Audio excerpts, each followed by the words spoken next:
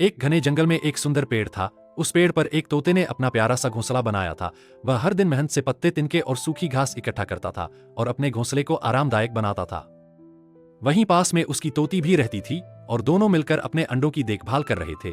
एक दिन एक लकड़हारा जंगल में आया। वह लकड़ी काटने के लिए पेड़ों को ढूंढ रहा था। उसने उसी पेड़ को देखा जिस पर तोते का घोंसला था। बिना सोचे समझे उसने कुल्हाड़ी उठाई और पेड़ को काटने लगा। तोता डर गया। वह जोर जोर से चिल्लाया, कृपया इस पेड़ को मत काटो, इसमें मेरा घर है, मेरे बच्चों के अंडे हैं। लेकिन लकड़हारा नहीं रुका। उसने पेड़ काट दिया। पेड़ गिर गया और घोंसला टूट गया। अंडे भी गिरकर टूट गए। तोते और तोती का दिल टूट गया। वे दुखी होकर दूर उड़ गए।